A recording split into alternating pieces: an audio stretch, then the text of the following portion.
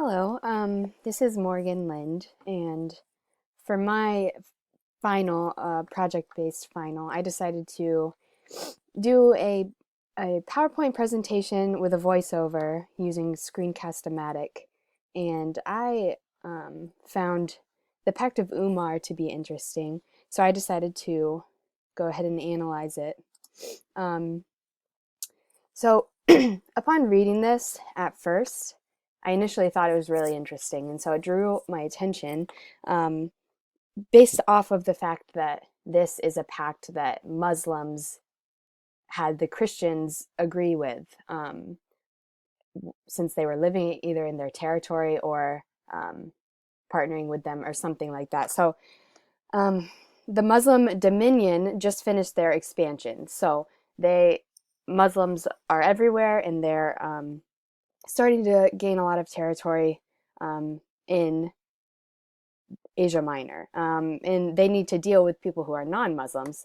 So since they haven't been around them that much, they need to figure out what they're going to do and how they're going to live with these people if they are in the same territory as them. And so the Caliph Umar decided to create a pact to the Syrian Christians, and it revolves around the idea of dhimma.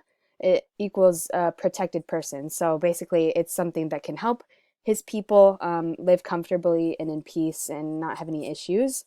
So the dhimmi, the people, were forced to pay a tax, and they were unmolested. It mentioned that they were unmolested, so that there weren't any ties with being a dhimmi. It was intended to be a peace accord for the Muslims and the Christians. And I just thought it was interesting that it's called a pact, because a pact is a formal agreement between individuals or parties. And we can question whether or not this is an agreement for the Christians, because it seems, as we'll get into, that they're more forced than agreeing with this pact and all the rules. So there are a few things that I noticed when I read all of the the rules that Umar decided to give the Christians, and it was interesting that the letter is from the Christians and to the Caliph. It seems backwards. Usually, somebody in authority is saying things and creating a pact to people below them, but these rules were intended for the Christians themselves to write them to the Caliph as maybe a contract type of thing. And so I just thought that that was interesting. There were a few of them that I wanted to go over because they caught my eye, and I just wanted to analyze and get into why they wrote these things with the importance of them. And one of the first ones is, "We shall not teach the Quran to our children." And that confused me for a second. I was wondering if the Caliph himself made them write this, or if they did this on their own. The Christians did this on their own so that they didn't have to teach the Quran, a different doctrine instead of the Bible, to their children. They weren't forced to do that. If they're just stating that, or if that is what the Caliph wanted, was what I was questioning. And so I just thought that was an interesting point to put, because most of these feel as if one of the Christian leaders was with the Caliph, and the Caliph was telling him what to write. So I just was trying to figure that out. And I found a lot of the rules to care for Muslims.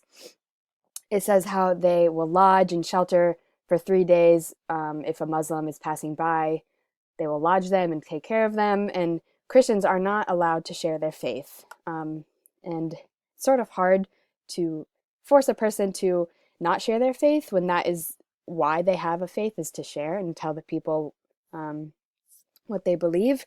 Another one was, "We shall rise from our seat when they wish to sit," in regards to the Muslims wishing to sit. That just seems like a respect thing.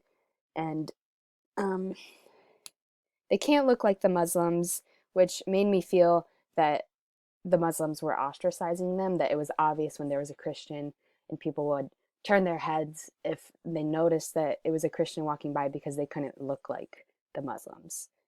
And then, "We shall not mount on saddles, nor shall we gird swords, nor bear any kind of arms, nor carry them on our person." Um, some of these are super specific, and I think we found that a lot throughout the semester with Hammurabi's code. Um, and it's just it's interesting that they won't let them have any sort of self-defense, maybe just to protect their own people. But it says, nor shall we gird swords, nor bear any kind of arms, nor carry them. So obviously, it feels like if they're not allowed to bear the arms, they won't be able to carry them. So it seems sometimes redundant. And so to continue, they aren't allowed to sell alcohol. They're forced to have males shave their face. I don't know if that's supposed to be some sort of classy, I don't know, them just making sure that they look respectable in their community. The Christians look respectable in the Muslim community. Um, they can't show the crosses or the books. They can't raise voices when following their dead when they're mourning. And they can't bury their dead near any Muslims. I don't know if that means near Muslim graves or just Muslims in general. They just seem to push them away whenever they are able to. So we shall not take slaves who have been allotted to Muslims. They aren't allowed to mix slaves. Uh, it just reminds me of a lot of discrimination that we've seen in our own country with the blacks and the whites. I think that can relate to this a lot. And then we shall not build houses overtopping the houses of Muslims. That felt also redundant, sort of like obviously, why would you build a house on top of another Muslim's house? It doesn't really make sense. So a lot of these I was sort of confused with, trying to figure them out. Um, I think they have a lot to do with respect and making sure authority is in its right position for the Muslims. And so some additions, upon bringing the letter to Umar, he added, he told the Christian leader to add to the pact, we shall not strike a Muslim. They shall not by anyone made prisoner by the Muslims, and whoever strikes a Muslim with deliberate intent shall forfeit the protection of this pact. So it's a lot of self-protection for the Muslims. It doesn't want to mix with the Muslim, doesn't want the Christians to mix with the Muslims, any of their daily tasks or labor tasks.